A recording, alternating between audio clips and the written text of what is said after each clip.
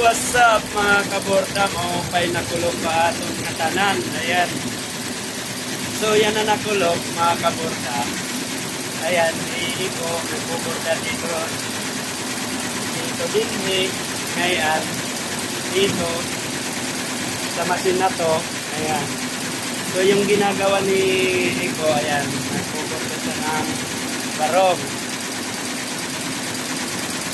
Tapos, yung mga nais magpaborda sa atin sa GMT Embroidery Service, may ipapakita ako sa inyo kung ano ang dapat nyong isin sa akin at na kailangan ko para makuha ko yung mismong design nyo. So, ipapakita ko mamaya-maya mga kaborda. So, dito muna tayo. Yung mga nais magpa-embroidery sa atin mga kaborda, gumagawa tayo patches, mga patches, ayan, yung mga logo ng mga patches, mga kaborda, direct polo embroidery, ayan, yung mga, wala tayong sample dito, nasa kabila, jacket, ayan.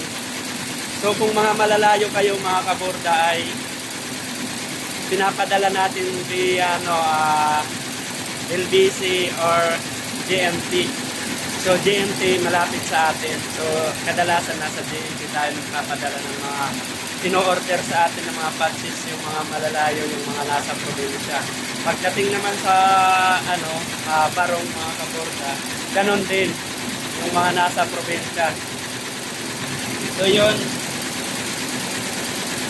Kung magpapa-embroidery kayo sa amin, yung lalong-lalo na yung barong, kailangan cut out pa lang bago natin bordahan, naka-cut out cap. Halimbawa, malayo kayo, nasa probinsya, ipapadala nyo dito kasi nandito tayo sa Metro Manila. So, yun. Cut out pa lang yung harapan. So, kagaya nito mga kaborda. Cut out pa lang, harapan ang ginagawa niyan. So, yan, dinala dito sa atin para pag buong tela kasi maraming nasasayang. So, kailangan yung parts pa lang sa harap ipapadala nyo na sa akin. So, pagdating naman sa kung anong gusto kong design na hinihingi sa inyo, ayan, ganito ipapakita ko. Punta tayo sa computer. Ganito mga kaborda, itong design mismo, kung mayroon kayo niyan, ayan, ito ang madali gayahan yung nakaganito na mga kaborda na design. So, na-layout na natin yan, hindi pa natin na i-production yan, hindi pa kasi binalikan nung nagpapaborda ng barong. So, yan na mismo ang design, di ba mga kaborda? Tapos mga kaborda, pagdating naman sa tela, yung mga bago kasi ngayon mga kaborda na tela, yung tinatawag yung parang madulas. Hindi pa ako nagborda yan kasi wala akong pang-ipit. So yung mga ginagawa ko, yung mga ordinaryong tela, yung pang mga barong, yun lang. Yung mga basta mga pinya na barong, hindi pa ako.